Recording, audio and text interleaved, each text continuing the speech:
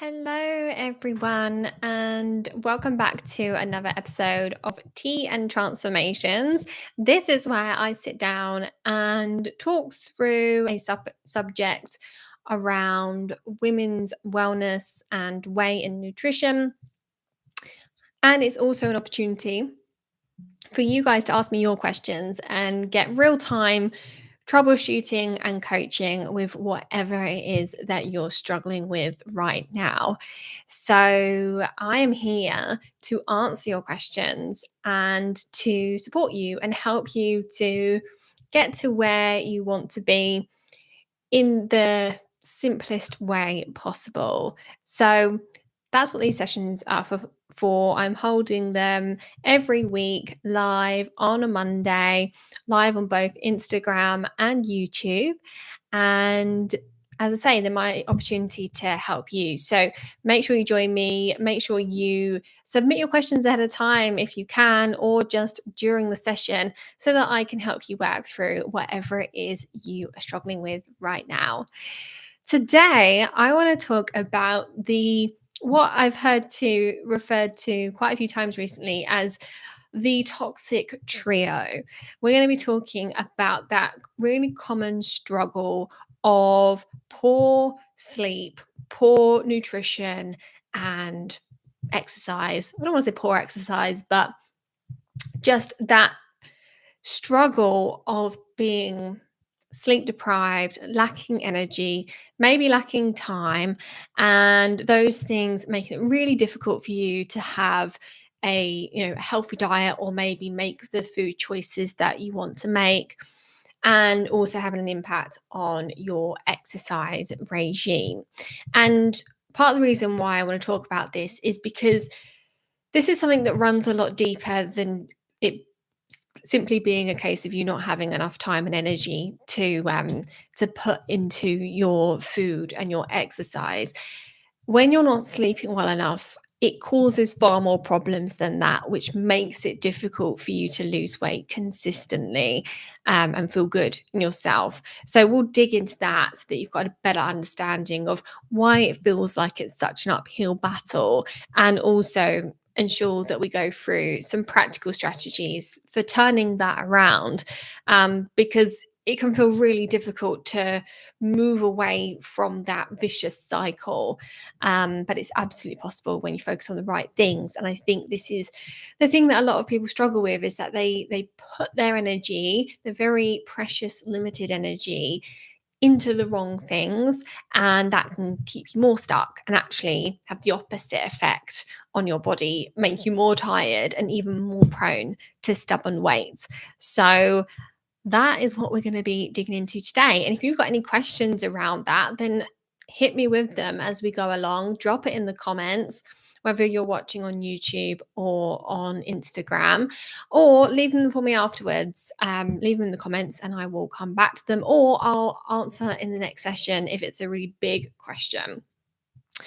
So let's start with talking about how this struggle with sleep, exercise, and nutrition, how this is a far bigger problem than, you just being tired and not having the time and energy to put into your nutrition and your exercise. When we're not sleeping properly, this has such a massive knock-on effect on so many other things related to your hormones and metabolism. So, if you are not sleeping well, then first of all, you immediately are going to have a harder time regulating your appetite, because if you've not got your energy and your recharge from sleep, then you're going to need to get that energy from somewhere else, and so your body automatically gives you more cravings for typically sweeter, carbier foods, so that you're eating things that are going to give you an energy boost to get you through the day. So if you're struggling to regulate your appetite, or you're struggling to have willpower, or ignore the cravings, or kind of make more positive food choices, that's not you just being weak. That is your body adapting to a lack of sleep. It's trying to get you through the day by just getting you to eat whatever source of energy is readily available. So that's one reason why it can be so tricky when you aren't getting enough sleep, because it impacts your hunger hormones, and hand in hand with that, it impacts your blood sugar regulation. So it's really, really difficult to ignore the cravings and control your blood sugars as well. And then, along with that, it has an impact on our sex hormones as well. That's partly because of how it disrupts our blood sugars, but it's also because of when we're lacking sleep, it disrupts our stress hormones as well. And both of those things together have that knock on effect on our sex hormones. So, if you are at the time of the month where you might be typically experiencing PMS, that all those PMS symptoms are going to be worse when you are sleep deprived, particularly if you are chronically sleep deprived. Um, and if you're perimenopausal or menopausal, all of those hormonal symptoms are going to be worse with a lack of sleep as well. And, I know you might be thinking it, but I know it's not as simple as just getting more sleep. And we're going to come on to that a little bit more. And of course, one of the symptoms of perimenopause, menopause, and hormonal issues can be poor sleep.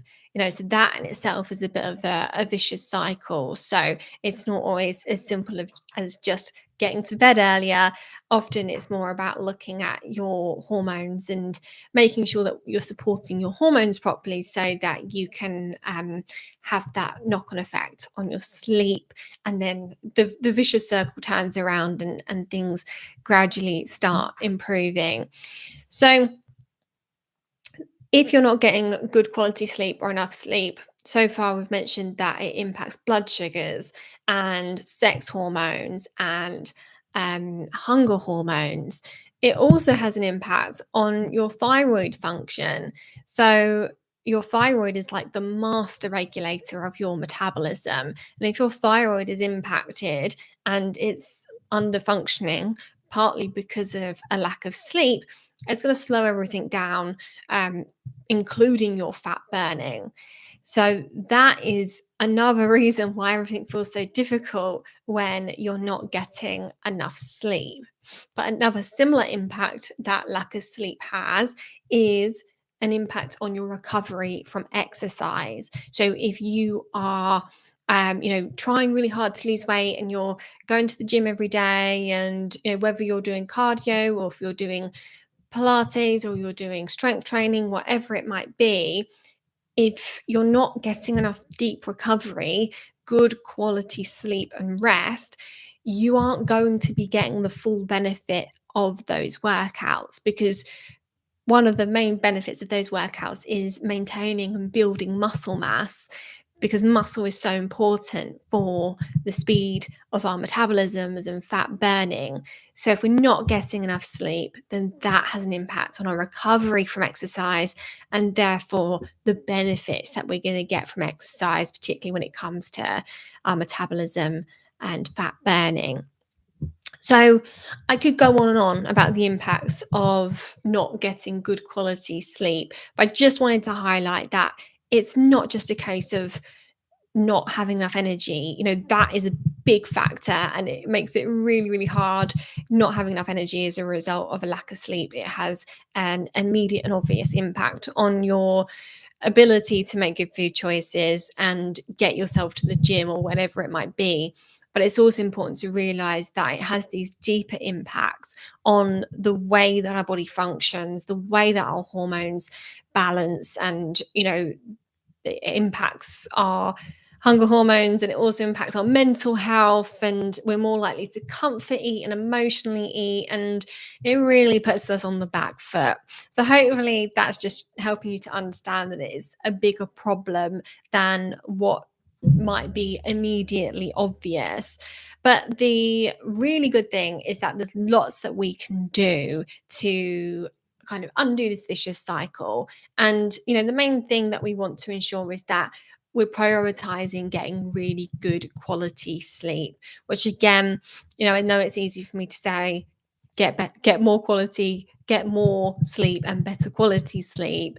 And it's not always as simple as getting to bed earlier. There are so many things that we can do that will improve sleep quality. I did a whole podcast episode about it, and I think I went for about 40 different things that you can do.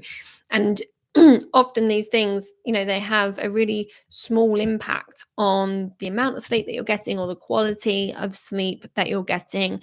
But when you stack them up together, they can have a profound impact on your sleep. And therefore, not only do you have more energy to put into making good food choices and doing more exercise, but also your hormones are automatically more balanced and you get more benefit out of those positive steps that you're taking. So, some really simple things to kind of think about that can be really, really impactful are, firstly, if possible, trying to get a consistent bedtime and wake time routine. This helps to train your body to know when to go to sleep and when to wake up. And we also know that the hours of sleep we get before midnight are better quality. It's easier for us to get into a deeper sleep when we're having that sleep before midnight. So the earlier you can get to bed, the better. Now, again, I know it's easier said than done, but even if you can shift your sleep forwards 15 minutes to start with, that's 15 minutes of sleep more that you're likely going to be getting better quality sleep. So, whenever you're making changes, whether it's to your sleep or to your nutrition or your exercise, it's so helpful just to make little nudges in the right direction. It's very difficult for us to change things consistently when they're really big changes. Because life happens and there's lots going on, and it requires a lot of energy and a lot of willpower to make a change in the first place. So if we can just gently nudge ourselves to where we want to be, it's far more effective. And, I'm living proof of that as well. I have been a qualified nutritionist for over 13 years now, and I'm still working on my nutrition. And, for me, the changes have come from just really small little nudges in the right direction. Sometimes I go backwards as well. But it's just little tiny upgrades here and there, little tiny improvements here and there, gradually nudge me to where I want to be, to best support my health, my hormones, my metabolism, and all those things. So try not to, if you're going to bed at 1 o'clock in the morning currently, it's not realistic to set yourself the goal of getting to bed at 10 p.m. straight away. You might need to nudge yourself in that direction. If you are tired at 10 p.m., then by all means, start going to bed then. But the likelihood is that you're going to need to make little tweaks and changes to get yourself to where you need to be. So trying to move your sleep schedule earlier and getting a consistent sleep schedule is really helpful for good quality sleep. But also thinking about getting exposure to natural daylight or something that mimics natural daylight first thing in the morning, as soon after you wake up as possible. This is really helpful because exposure to natural light helps to break down the melatonin in our brain, which is our sleepy, relaxing hormone.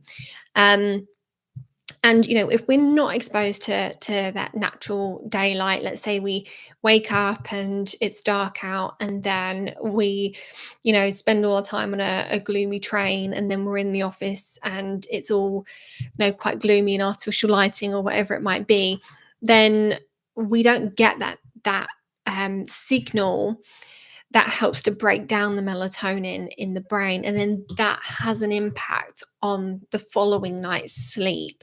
So that exposure to bright daylight first thing in the morning helps to reset the circadian rhythm, and then that helps us to sleep better the following evening. So if it's not a bright sunny day, then you can get a sad lamp or a lux lamp, which you can just have on your desk. And if you're very close to it, you only need to use it for about 10 minutes, and it has that effect that we want of breaking down the melatonin in the brain to help reset that circadian rhythm. So it's all about routines and making sure that we have a good sleep wake routine and looking at our light exposure, getting light in the morning and trying to limit our exposure to artificial light in the evenings. That's a really good place to start. And there's a whole host of other things that you can do to optimize your sleep as well. As I said, I've got a whole podcast about it. So if you want that, then just comment sleep and I'll make sure that it gets sent over to you. Now, prioritizing sleep first is absolutely key, because what a lot of people do when they're struggling with their energy and their nutrition and struggling to get their exercise into a good routine, often the first thing that they do is they might think, okay, I'm going to get up half an hour earlier and I'm going to do an extra workout because I want to lose weight.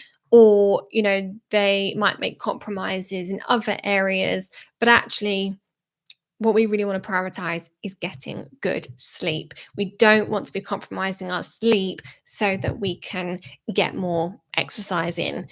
Actually, you're going to benefit so much more from getting that 7 to 8 hours sleep than if you're going to be getting under 7 hours sleep just to get a workout in. So always prioritize your sleep. And once you do that and you start to get better quality sleep, it gives you more energy, of course.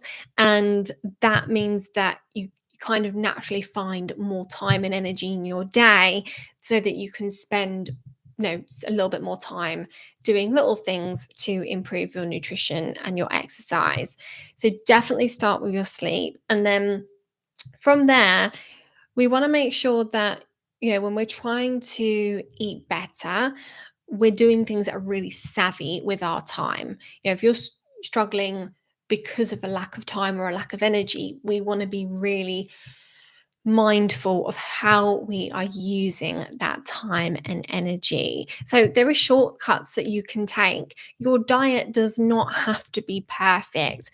And I think, we live in a world where if you spend any time on social media and you're listening to podcasts and you're reading articles or whatever, we can kind of be exposed to this world where it seems like everyone else is perfect and everyone else is never eating an ultra processed ingredient and cooking everything completely from scratch and not taking any shortcuts at all. And whilst it would be lovely to be able to do that, the likelihood is that for most people, healthy eating, what that actually looks like, is making little compromises and shortcuts here and there. So, that might be as simple as buying pre-chopped veg to save you that little bit of time, buying frozen veg that's pre-chopped, so that you've always got stuff in the freezer that's really easy to use and you don't have to spend 15 minutes chopping up your veg before you make your dinner.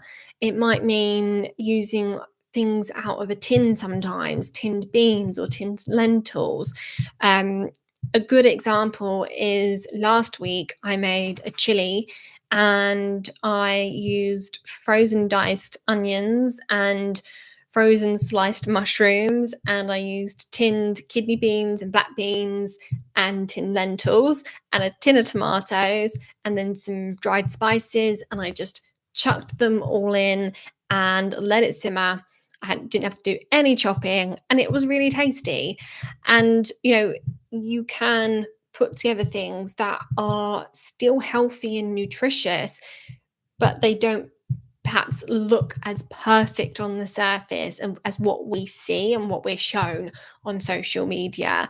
So just know that there are shortcuts that you can take and it's not a big deal. It doesn't massively compromise the nutrition. And in some cases, it can even be an upgrade, because whilst the textures aren't always amazing when you're using frozen foods, but actually depends on the dish that you're making. Often you can't even tell. And the nutritional value of many frozen fruits and vegetables are really high, because if they're frozen from fresh, they haven't gone through the degradation of nutrients that happens with fresh foods that are sitting on the supermarket shelves. So actually, sometimes frozen foods can be even more nutritious, and we definitely shouldn't turn our nose up at them, when they are unprocessed. Often there's fewer additives in frozen foods because they don't need them, because the freezing process preserves them, rather than having to rely on ultra processed ingredients to make them last longer on the shelf.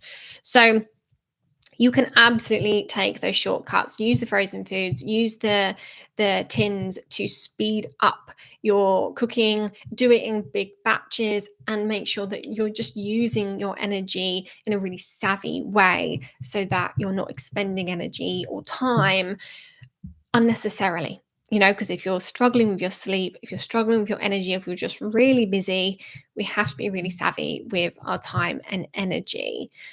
And then along with that, when we are we really want to make sure that our energy is coming from nourishment. So I said before, when we're lacking sleep, we're more likely to reach for the more convenient options, which tend to be more processed and refined, which don't tend to set us up for fat burning and balanced hormones. Those more sweeter and refined carbohydrates tend to be what we might reach for. So making sure that our energy comes from nourishment. And what that means is making sure we're eating enough protein to start with. Lots of protein, and making sure we've got protein in each of our meals is going to help to support the balance of our blood sugars. And then that is going to help to keep our energy more balanced throughout the day. And when we do manage to squeeze in some exercise, it's going to make sure that our workouts are properly fueled, and we're able to repair after our workouts as well. Because not only is sleep really important for our exercise recovery, but adequate protein is as well, and adequate calories and adequate nutrition in terms of nutrients. So when we're thinking about supporting our long-term health and our metabolisms, our weight, our hormones, is really key to switch away from thinking, how can I squeeze in another workout? How can I cut the calories? And actually start thinking more about, how can I nourish my body and give it what it needs to thrive, give it what it needs to repair, and give it what it needs to rest and recover properly. And when you ask those questions, the answers that you come to are really good quality sleep, and making sure that you're getting in good quality nutrition, so that you're fueling your recovery and your workouts properly.